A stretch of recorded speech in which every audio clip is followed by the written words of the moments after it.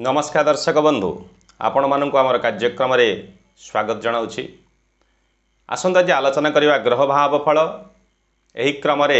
आमे देवगुरु बृहस्पति विषय आलोचना करवा। देवगुरु बृहस्पति होउचंती सर्वाधिक नैसर्गिक शुभग्रह जहाँ जातक को सर्वश्रेष्ठ शुभफल प्रदान करैथांती। नवग्रहंक मध्यरु से होउचंती सर्वश्रेष्ठ शुभ। यही क्रम रे आज आलोचना करबा आमे बृहस्पति द्वादशस्थ भावफल अर्थात आपणकर लग्न कुंडली रे आपण लक्ष्य करेंगे जो जगार ल लेखाई थाए बा एक लेखाई थाए अर्थात लग्न सेठू क्रम जदि आप गणिके जाऊँच द्वादश भाव अर्थात 12 नंबर घर एवं से होउची लग्न कुंडली अंतिम गृह से द्वादश भाव रे जदि बृहस्पति अवस्थान करिसेंती सही विषय जे आलोचना करवा बृहस्पति द्वादशस्थ भाव फल। आपण जानी रखंतु लग्न कुंडली रे 12टी गृह अच्छी बा भाव कहा जाए ताकू से भाव मध्यरु षष्ठ अष्टम एवं द्वादश एगुड़ी को दुस्थान कहा जाए अर्थात खराब स्थान बा कष्टर स्थान। यही स्थान रे यदि ग्रह मानकर अत्यधिक रहुचंती बा युक्त होकर रहुचंती यही 3टी स्थान रे निश्चित जातक को अशुभ फल प्रदान करिथांती। तांकर विभिन्न क्षेत्र रे जीवन रे संघर्षर किछि घटना निश्चित रहिबो तांकर जीवन रे। तेबे आजिर विषय वस्तु होची जो द्वादशस्थ बृहस्पति भाव फल जेतेबेले द्वादश घरटी आपण जानी रखंतु लग्न कुंडली आमे प्रत्येक घरु किछि ना किछि विचार करिथाउ शुभ अशुभ। से द्वादश भाव कथा जदि देखिबा द्वादश भाव होची व्यय भाव बा जीवार भाव बा नष्ट होवार भाव डाक्तरखाना खर्चर भाव आपणकर रोगग्रस्त होइकी केते खर्चांत हेबे सेटु मध्य देखा जाइते। विदेश अर्थात आपण गृहरु बाहर रहिबे द्वादश भावर मध्य विदेशर गृह मध्य विचार करा जाइते। एवं राजदंड आपण कौन सी कोर्ट कचेरी माली मकद्दमा पड़ी दंड भोग कर जग कौन रोचे से द्वादश भाव में विचार करतेबले सर्वाधिक शुभग्रह नैसर्गिक शुभग्रह देवगुरु बृहस्पति से द्वादश भाव में रोचंती कौन फल रसंतु जानिबा। से द्वादश भाव में बृहस्पति निश्चित जातक को तांकर जीवन रे अनेक धन व्यय करिथांती नष्ट होता है अजथाटारे एवं अपात्र रे जो पात्र रे दवा कथा नहे से पात्र रे से दान करेंगे। जो जगार जमीती धर्म कार्य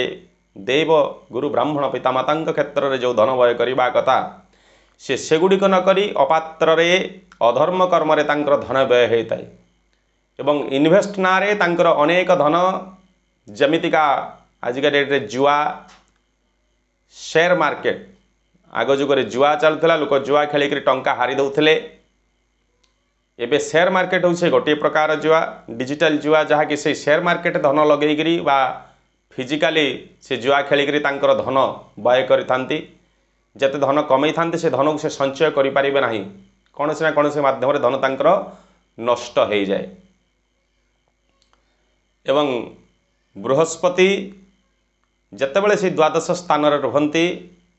निश्चित भावरे से जातक को अन्य विद्यार हीन करैले मध्य गणितिक सूत्र एवं शास्त्र रे से निपुण होइथांती। से जातक हिसाब करिबा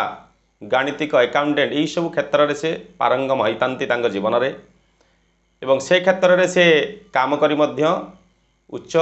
प्रशंसित होइथांती एवं धनमान तांकर वृद्धि घटी थाए। से द्वादश रे बृहस्पति रहिले तांकर बृहस्पतिंकर 3टी दृष्टि आपण जानिथिबे पंचम सप्तम नवम जेतेबेले से द्वादश रे रही पंचम दृष्टि चतुर्थ स्थान को दौचंती। चतुर्थ स्थान होची सुख भोगर स्थान मातृर स्थान एवं जानवाहन सुख इत्यादि भोगर स्थान। निश्चित बृहस्पति अमृत दृष्टि हिसाब रे द्वादश स्थान रे रही मध्य चतुर्थ स्थान रहिबा द्वारा से निश्चित जानवाहन सुख भोग करिवे मातृंकर सुख भोग करिवे मातृंग सहित किंतु रहिले मध्य तांकर मतांतर मनांतर किछि कांशरे देखा दउथिबो एवं जो जानवाहन भोग करेंगे सेगुड़ी से क्षीणस्थायी रमिति अनेक आज गाड़ीटे आणले ताकू वर्षे चढ़ेले बिकिदेले गाड़ी जानवाहन से रखिकी जीवन सार रखिपारे ना पाखे से आज आणले ताकू किछि दिन पर चलीज से गाड़ीटा कौन सी मध्यम हो जमिति आर्थिक समस्या ग्रसित हो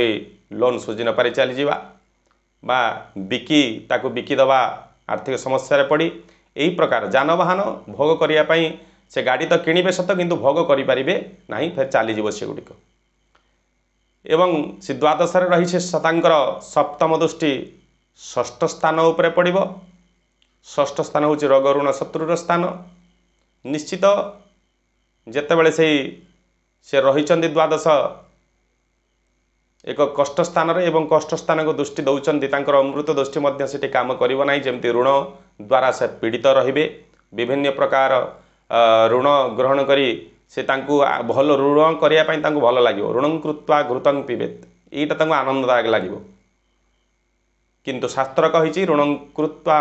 घृतं न पिबेत पीवा उचित नुहे किंतु आंक क्षेत्र विपरीत रहबो ये ऋण करिकि घी पीवा पई आनंद प्राप्त होबे एवं ऋण द्वारा ग्रसित होई तांकर मानसिक दुश्चिंता वृद्धि होबो एवं तांकर शत्रुता वृद्धि होबो आर्थिक टंका लेन देन माध्यम तांकर शत्रुता वृद्धि होबो एवं रोग द्वारा पीड़ित हेबे से विभिन्न प्रकार चिंतित होई जेमि विशेषकर डायबिटीज मधुमेह संबंध द्वारा एवं व्रण किसी विषाक्त व्रण द्वारा पीड़ित होकर ऑपरेशन जोग मध्य सृष्टि हो पारे तांकर सृष्टि हो एवं द्वादश रही बृहस्पति पुणी से अष्टम स्थान को नवम दृष्टि पड़ो तांकर जेहेतु अमृत दृष्टि से दृष्टिकोण तांकर आयु तो निश्चित भल रहिबो किंतु से तांकर जीवन को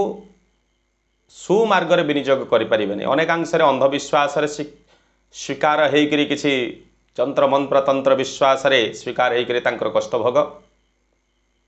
जमिति देवगुरु ब्राह्मण रे अभक्ति तांकर रहिबो सेतिकी भक्ति रहिबो नाही नास्तिकपण तांक भितर प्रकाश पाइबो जहाँकि जीवनर जो सुख आनंद आयुष थिले मध्य जो सुख आनंद तांको प्राप्त करिया पई जीवनर प्रत्येक मुहूर्त कष्ट संघर्ष भोग हम तांकर जीवन रे एही प्रकार समस्या तांको सहित लागिकी रहिबो द्वादशस्थ बृहस्पति जदि से क्षेत्र में बृहस्पति उच्चस्थ तांकर द्वादशाधिपति उच्च शुभ अवस्था रहउचंती बा बृहस्पति तांकर उच्च क्षेत्र में रहउचंती द्वादशस्थ होकर मित्र क्षेत्र में रहउचंती मित्र मानक दृष्टि रे रहउचंती निश्चित जातक किछि कांशरे तांकर जीवन परिवर्तन आसीबो निश्चित संघर्ष तो रहिबो निश्चित किंतु ता पर मुहूर्त मध्य से सुख सौभाग्य भोग करिया पई समर्थ हेबे। ठीक ताक विपरीत जदि देखिबे से बृहस्पति द्वादशस्थ होकर नीचस्थ होइचंती मकर राशि रे बा तांकर शत्रु को गृह रे द्वादशस्थ होइचंती शत्रु मानकर दृष्टि से बृहस्पति ऊपर पड़ुछि बुध एवं शुक्र होउचंती तांकर शत्रुग्रह शनि होउचंती समग्रह एही प्रकार परिस्थिति रहिले निश्चित जातक को जीवन रे नकारात्मक तांकर जीवन रे लागिकी रहिबो यही प्रकार समस्या निश्चित जातक को कष्ट दुख जंत्रणा एवं राजदंड किसी कांशर भोग हबार जोग देखते जदि बृहस्पति दुर्बल अवस्था रोचनी बृहस्पति जदि बलवान अवस्था रोचंती यही प्रकार दोषरु मुक्ति मिली थाए जातक को। मोर आशा आपण माने द्वादशस्थ बृहस्पति विषय आपणकर ज्ञान प्राप्त करेंगे आपणकर जातक देखंतु बा अन्य मानक जातक जदि देखुचंती आपण भी जानि परिबे द्वादश बृहस्पति फल विषय रे। तेबे दर्शक बंधु भिडियोटी को आज ये संपूर्ण कली पुणी थे आपण मानक सम्मुख रे एक नूतन विषय वस्तु सहित उपस्थित हेबि सेतेबेले जाए। ओम नमः शिवाय। जय जगन्नाथ।